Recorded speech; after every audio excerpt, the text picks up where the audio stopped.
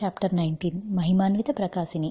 ఆనంద తరంగం. అమ్మ తాతగారు లోపలకు వెళ్ళి భోంచేసి సప్తాహం దగ్గరకు వెళతారు. అక్కడకు వెళ్ళేసరికి సప్తాహం కాకుండా తరంగ కాలక్షేపంతో భజన జరుగుతూ ఉంటుంది. ఉదయం 10:30 గంటలకి 10:30 నిమిషాలవుతుంది. అమ్మ వారిలో పోయి కూర్చుని మెల్లిగా పాడుతూ ఉంటే దూరంగా ఉన్న తాతగారు అమ్మ పక్కనే చేరి, అమ్మ దొంగ పాటలు కూడా వచ్చునే, అమ్మ పాటలేమి తరంగాలే వస్తే. పక్కన కూర్చున్న ప్లీడరు మల్లాది యజ్ఞనారాయణ గారు, అమ్మాయి దగ్గర ఎటువంటి ధ్వని వస్తున్నదో వింటున్నారా పంతులు గారు? ఈ వయస్సుకు తరంగాలు పాడుతున్నదంటే ఎంత చక్కగా ఇంతమంది గొంతుల్లో కలిసి వేరై వినపడుతున్నది. చిదంబరరావు తాతగారు, ఆ గొంతు ఎప్పుడూ అందరిలో కలిసి ఉంటుంది, వేరుగానూ ఉంటుంది. అమ్మ పాడటం ఏం లేదు, అది తరంగం కనుక అందులోనే పుట్టి అందులోనే ప్రజ్వరిల్లి అందర్నీ ముంచి అందులోనే కలుస్తుంది. తాతగారు, వింటున్నారా ఇచ్చిన సమాధానం? యజ్ఞనారాయణ గారు, యజ్ఞనారాయణ, అందుగ్గాదు, రోజు కోర్టుకు పోతూ పోతూ కాసేపు ఎత్తుకుని వెళుతుండేవాడిని. చిన్నప్పటి నుంచి మాటకారే, అతి సునిశితమైన ప్రశ్నలు వేస్తూ ఉండేది. ఇంతలో గురువుగారు లేచి నృత్యం ప్రారంభిస్తారు. చిదంబరరావు తాతగారు, చాలా బ్రహ్మానందంగా చేస్తున్నారు నృత్యం. అమ్మ, బ్రహ్మానందాలు అనేకముంటాయా, ఒకటేనా? ఏది నచ్చినా బ్రహ్మానందంగా ఉందంటాము. యజ్ఞనారాయణ గారు, అయితే ఏమంటావమ్మా? అమ్మ, తనకు నచ్చింది ఆనందం, ఆ ఆనందమే బ్రహ్మానందం. బ్రహ్మానందం అనే మాట ప్రతిదానికి వాడుతున్నాం గనుక. యజ్ఞనారాయణ, అంటే తృప్తేగా? అమ్మ, తృప్తి అంటే ఏమిటి? యజ్ఞనారాయణ, మనం వేరే కూర్చుని చెప్పుకుందాంరా, ఇక్కడ మనగోలెందుకు? అమ్మ, వాళ్ళు చేసేది మనగోలే. మనం దేన్ని గురించి చెప్పుకోవాలనుకుంటున్నామో ఆ మాటల్ని వాళ్ళు పాటలుగా పాడుతున్నారు. అందుకే నాకు ఇంకొకటి కూడా ఆలోచనకు వస్తుంది.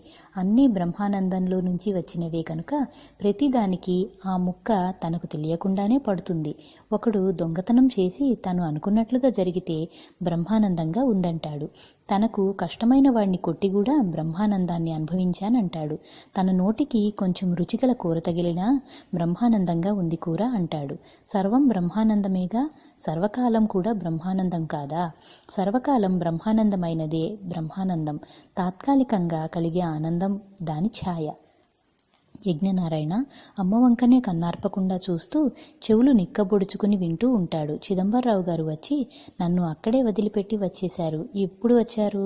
మన అమ్మాయి 1 నెల ఉపాధ్యాయుడిగా చేస్తే గోడలకు కిటికీలకు కూడా చదువు వస్తుందండి అని యజ్ఞనారాయణ గారు అంటారు. తాతగారు, అందుకే అక్కర్లా, కోర్టులో జడ్జి అయినా గవర్నమెంట్ నిర్ణయించిన లాకు బుద్ధి వస్తుంది.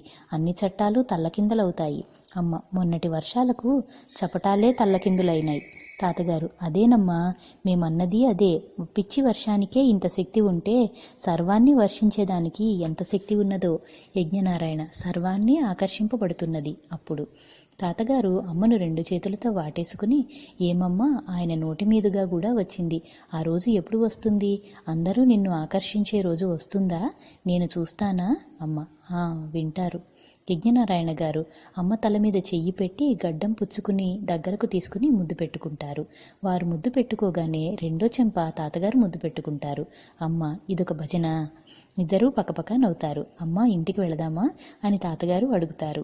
అమ్మ, మీరు వెళ్ళండి, నేను కాసేపు ఉండి వస్తా. తాతగారు, నేను వచ్చి తీసుకెళ్లేదా? అమ్మ, మీరు రావద్దు, నేనే వస్తా. చాలామంది ప్లీడర్లు వస్తూ ఉంటారు భజన దగ్గరకు. అమ్మ, ఈరోజు ఆదివారం గదూ, చాలామంది వస్తున్నారు తాతగారు. వచ్చిన వారితోనల్లా మాట్లాడుతూ దీపాలు పెట్టిందాకా చిదంబరరావు తాతగారు కూడా అక్కడే ఉంటారు. అమ్మను దీపాలు పెట్టిన కాసేపటికి వెళదామా అని తాతయ్య అడుగుతారు. అమ్మ కరస్పర్శ మహత్వం. అమ్మ, నేను ఈ రాత్రికి ఉంటాగా, మీరు వెళ్ళిరండి అంటుంది. ఈలోగా ఇంటి దగ్గర నుంచి భారతమ్మ గారికి మూర్ఛలు వస్తున్నాయి, రమ్మని మనిషి వస్తాడు.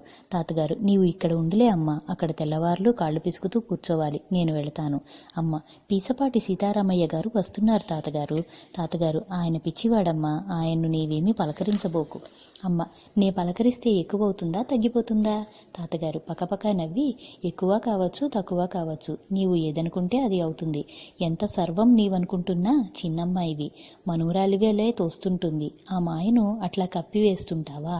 అమ్మ, ఆ మాయ వేరే లేదు, ఈ మాయే. తాతగారు, మాయ వేరు కాదు గాని అయి అనేది మాత్రం వేరు.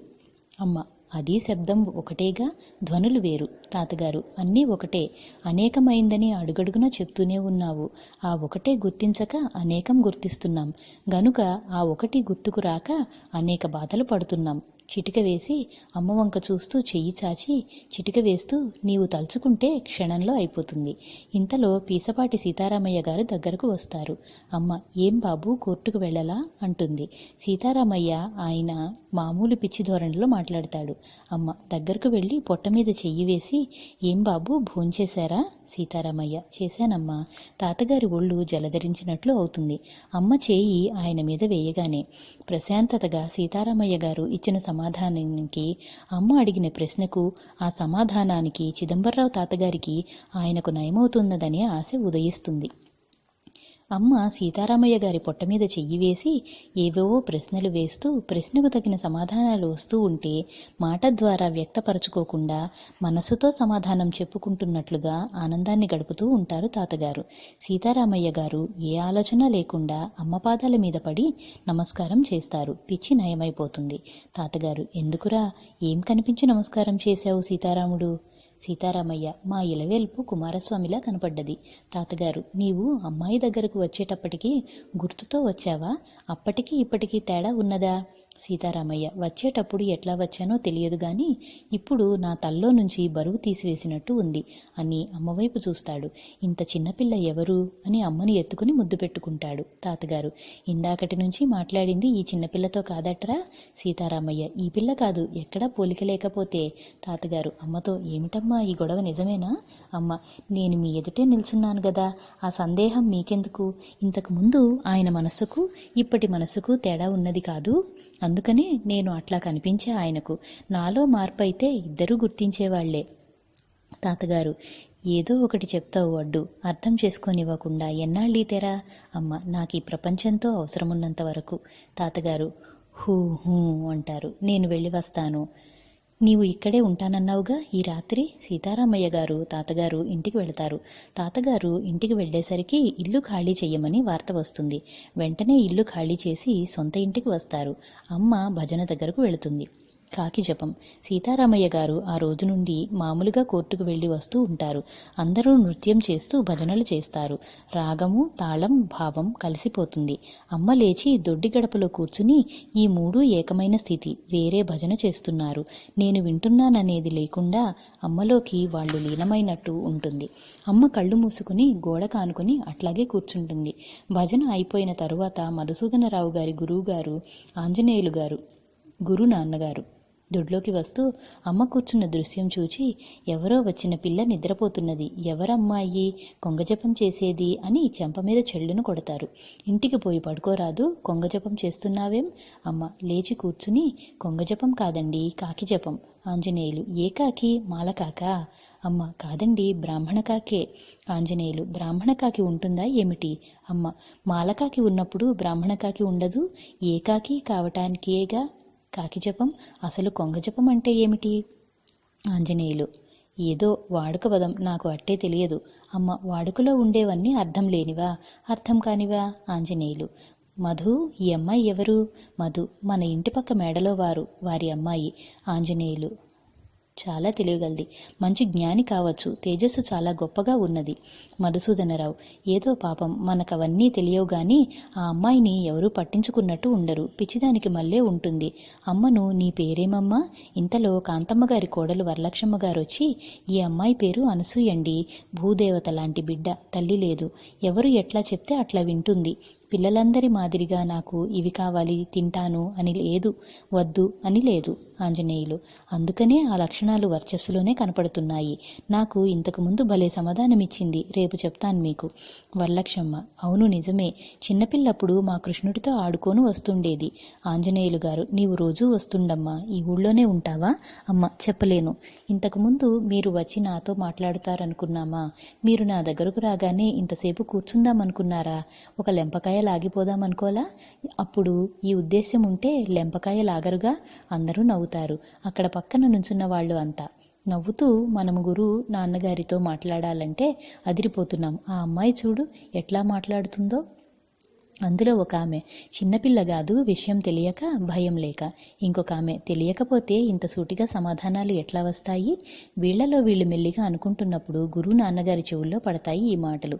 గురు కళ్ళు పెద్దవి చేసి, ఏమిటి మీ బొంద, జరిగే సంభాషణ వింటూ అర్థం చేసుకోండి.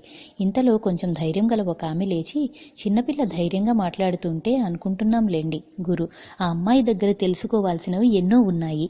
ఇంతలో కనకమ్మ బామ్మగారు అటు వస్తుంది. భజన ముగించినట్లున్నారే, పగలు రావటానికి తీరదని ఇప్పుడు చూచిపోదామని వచ్చాను, తెల్లవారితే తీరదు. ఈ అమ్మాయి వీరమ్మాయి అని అంటుంది వరలక్ష్మమ్మ గారు. అంటే వీరి మేనకోడలు, అయితే కోడలు కూడా కావచ్చు. గురు ఎంత అదృష్టమమ్మా, ఏ పూజా ఫలమో, ఇటువంటి పిల్ల కోడలు కావటం అంటే మాటలా? అమ్మ ఎవరేమనుకుంటున్నా మాట్లాడకుండా కూర్చుంటుంది. గురు గోడక అనుకుని కూర్చున్న అమ్మను రెక్క పట్టుకుని ఎత్తుకుని భుజం మీద పడుకోబెట్టుకుని నీవు వీపు సవరిస్తూ, మంచి యోచన, తల్లికి గొప్ప హృదయం, చల్లని మూర్తి అని అంటారు అని అంటూ కన్నీటి బిందువులు విడుస్తారు బామ్మ. అమ్మను తెల్లవారింది, ఇంటికి వెళదాం, వస్తావా? ఎక్కడికో రైలు పట్టాలు దాటిపోవాలి. గురు ఇక్కడ ఉంచమ్మా ఇవాళ. బామ్మ నాదేముంది, వాళ్ళ తాతగారి ఇష్టం. అమ్మ గురువుగారి భుజం మీద నుంచి లేచి నమస్కారం చేసి, వెళ్ళొస్తాను బాబు అని నమస్కారం చేసినప్పుడు గురువుగారికి మొయ్యలేని బరువు మోస్తున్నట్టు ప్రపంచాన్నంతా మోస్తున్నాననుకుంటారు. ఆయనకు క్రమంగా శరీరం అంతా బరువెక్కుతుంది. ఎందుకు ఇట్లా ఉన్నది, ఎవరు నమస్కారం చేసినా ఇట్లా ఉండదే, జ్ఞాని అయిన వారి నమస్కారం ఇట్లాగే ఉంటుందేమో, అప్పుడు పెట్టించుకోవటానికి నాకే అర్హత లేదు అని తనలో తాను అనుకుంటారు. వెళ్ళి వస్తానని చెప్పి బామ్మ అమ్మ బయలుదేరి వెళతారు. ఆయన అట్లాగే కూర్చుంటారు మైకంగా. భజనకు వచ్చిన వాళ్లంతా వెళ్ళిపోతారు. తెల్లవారి 6 గంటలవుతుంది. మధు ఎందుకు నాన్నగారు అలా కూర్చున్నారు? గురు తెల్లవార్లు నిద్రలేదుగాదు, ఒళ్ళు బడలికై నిద్ర వస్తున్నది. ఆ రోజంతా గురు నాన్నగారు మైకంతోనే ఉంటారు. స్నానం చేసినా చేస్తున్నా ఏది తింటున్నా పొద్దున్న అమ్మను భుజం మీద పడుకోబెట్టుకుని వీపు నిమురుతూ ఉన్న ఆ దృశ్యమే గుర్తు వస్తూ ఉంటుంది. మధు ఏమిటి ఇంత పరాకుగా ఉంటున్నారు? గురు ఏమీ లేదు, తెల్లవారుజామున ఆ అమ్మాయిని చెంపమ్మటి కొట్టాను, అదే జ్ఞాపకం వస్తూ ఉంది. మధు అదేమిటి, మీరు ఈ స్వల్ప విషయానికి బాధపడతారు? ఆ అమ్మాయి మంచికి కొట్టారులే. గురు ఆ అమ్మాయి మంచికో మన మంచికో, అంటే కొట్టకపోతే ఇన్ని విషయాలు బయటకు రావు గదా, అది తరువాత సంగతి అంటూనే ఆ దృశ్యం మనసులో పెట్టుకుని మంచం మీద వారు నిద్రిస్తారు. సుమారు ఉదయం 10 గంటలవుతుంది. శాస్త్రిగారి ఉత్సుకత. అమ్మ ఇంటివైపు చేరి తాతగారు ఊళ్ళో లేని కారణం చేత మేడ మీదకు వెళ్ళి ఒంటరిగా కూర్చుంటుంది. ఎక్కువగా పలకరించేవారు ఎవరూ ఉండరు. 11 గంటల తరువాత బామ్మ మేడ మీదకు వచ్చి, ఏమమ్మా ఎక్కడికి వెళ్ళా, అన్నానికి రాలేదేం? అమ్మ వంట కాలేదనుకున్నా అత్తయ్య. తాతగారు ఎక్కడికి వెళ్ళారు? బామ్మ గుంటూరు వెళ్ళారమ్మా, ఇప్పుడైనా అన్నం పెడతాను. అమ్మ ఆకలి కావటం లేదత్తయ్య, కడుపులో నొప్పిగా ఉన్నది. బామ్మ మీ తాతగారు లేకపోతే భోంచెయ్యవా? అమ్మ తాతగారున్న రోజుల్లో అనేకం భోజనం చెయ్యని రోజులున్నాయిగా. నాన్నగారు నాగేశ్వరరావు గారు బజార్ నుండి ఇంటికి వస్తారు. భోంచేసి మేడ మీద గదిలో పడుకుంటారు. బామ్మ అమ్మను తీసుకుని కిందకు వెళుతుంది. అమ్మ కిందకి వెళ్ళి హాల్లో తాతగారు కూర్చునే కుర్చీలో కూర్చుంటుంది. ఇంతలో నాన్నగారి స్నేహితుడు మంత్రవాది సుబ్రహ్మణ్య శాస్త్రి గారు వచ్చి నాన్నగారిని పేరుతో పిలుస్తారు. అమ్మ తలుపు దగ్గరకు వెళ్ళి గడియ తీస్తుంది. గడియ తీసి ఏమిటండి అని అడుగుతుంది. శాస్త్రిగారు నువ్వు ఎవరమ్మాయివి? అమ్మ నేను ఎవరమ్మాయినైతే ఏంలే, మీరు వచ్చిన పని చెప్పండి. శాస్త్రి నేను వచ్చిన పని చెప్పాను, నీవు ఎవరమ్మాయివో చెప్పు. అమ్మ నేను ఎవరమ్మాయినో అయితే వీళ్ళ ఇంట్లో ఎందుకు ఉంటాను? శాస్త్రి వాళ్ళ బంధువులమ్మాయి ఉండకూడదు, బంధువులైనా ఉండొచ్చుగా వాళ్ళ ఇంట్లో. అమ్మ బంధువులైతే వాళ్లకు సంబంధించిన వాళ్ళు కాదా? ఎవరమ్మాయివని అడిగింది ఏ దృష్టితో? శాస్త్రి ఈ ఇంటివారి కూతురువేమోనని అడిగాను. అమ్మ కూతురువా అని అడగలేదుగా, ఎవరమ్మాయి అన్నావు. శాస్త్రి అమ్మాయి అనటంలో నా ఉద్దేశం అదే. అమ్మ నీ ఉద్దేశం వారి బంధువా అని అడిగారేమో అనుకున్నా. శాస్త్రి నీ పేరేమిటమ్మాయి? అమ్మ నా పేరు అనసూయ అంటారండి. శాస్త్రి ఏం చదువుకున్నావు? అమ్మ ఫలాంది చదవమని మా పెద్దవాళ్ళు చెప్పలేదు, ఏం చదవాలో నాకు తెలియదు. శాస్త్రి మీ బావ ఉన్నాడా ఇంట్లో? అమ్మ నాకు బావ ఎవరో తెలిసినప్పుడు నేను ఎవరి అమ్మాయినో తెలియదు. శాస్త్రి పక్కపక్క నవ్వి భలే పిల్లవు, నువ్వు మీ బావను చేసుకుంటావా? అమ్మ చేసుకోవటం అంటే ఏమిటో తెలియాలిగా అసలు.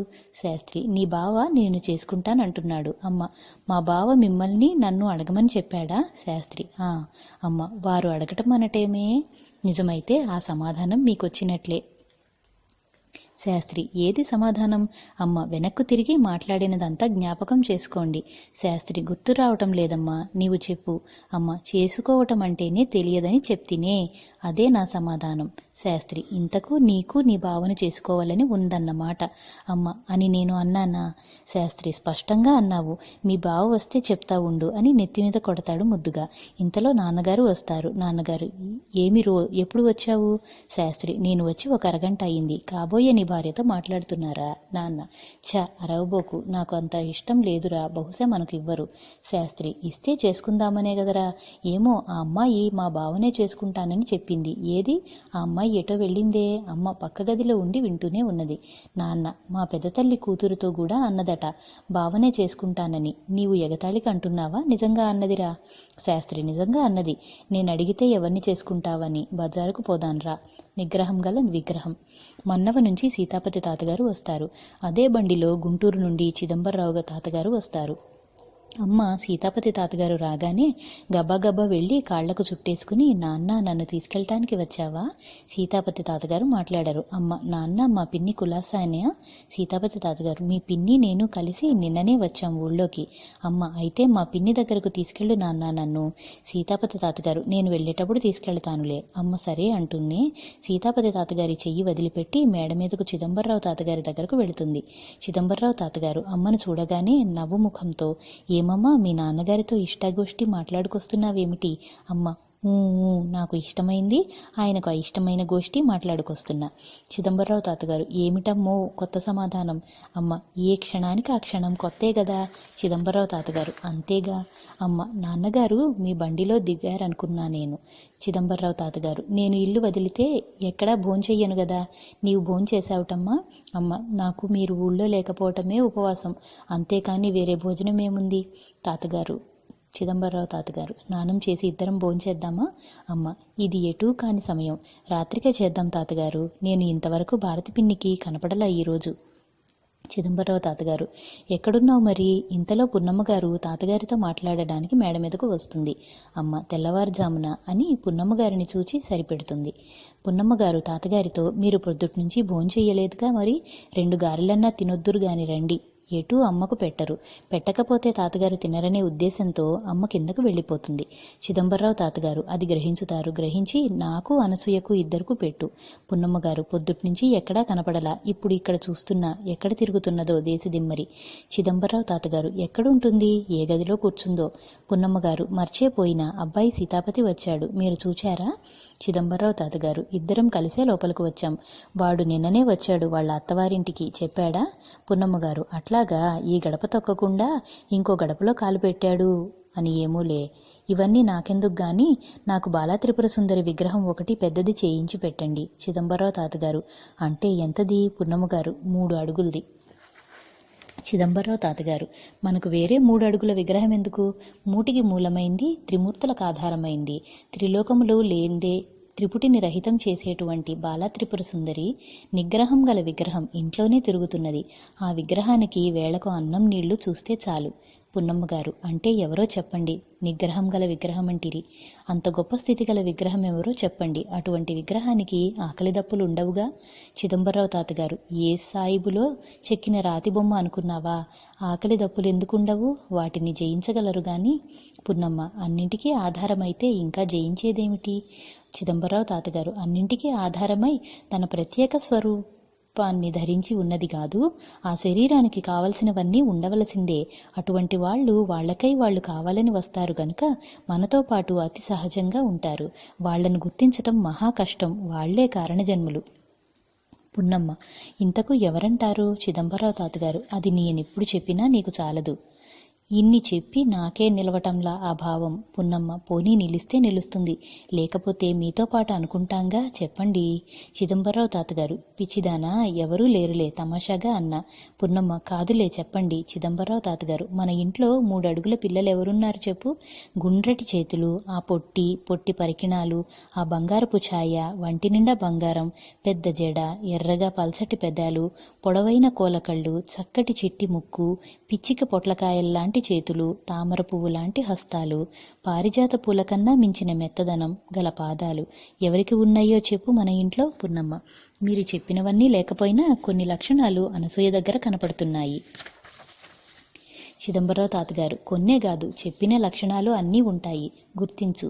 ఇంకా నే చెప్పటం మర్చిపోయినా, ఇంత చిన్నతనంలో కుంకుమ బొట్టు కనుబొమ్మల మధ్య ఎవరు పెట్టుకుంటారు? అమ్మాయి నడుస్తుంటే చూచా ఎంత సువాసన వస్తుందో.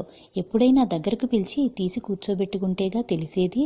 పున్నమ్మ, పలకరించుతా గాని ఎప్పుడూ దగ్గర కూర్చోబెట్టుకోలేదు, దూరంగా ఉండి పలకరిస్తా. చిదంబరరావు తాతగారు, చెప్పానుగా, ఈ రోజున అన్నీ చూడు, నీ అనుభవాన్ని బట్టి నమ్ముదువు గాని. పున్నమ్మ, ఇంతకు మీరు చెప్పేది ఏమిటి? మీరు చెప్పినవన్నీ అనసూయేనైనా? చిదంబరరావు తాతగారు, ఎబ్బే కాదు కాదు, చిన్నప్పటి నుంచి పెంచుతున్నారు గనక ఎంతవరకు గ్రహించారో విందామని. పున్నమ్మ, మీరు అనుకున్నవన్నీ నమ్మను గాని నాకు తెలిసినంత వరకు చెప్పమంటారా? చిదంబరరావు తాతగారు, బుద్ధిమంతురాలివి. పున్నమ్మగారు, నాకు ఇది కావాలి వద్దు అనేది లేదు, ఓర్పు కలిగింది. చిదంబరరావు తాతగారు, అప్పుడు నేను చెప్పిందంతా ఏమిటో ఆలోచించుకో.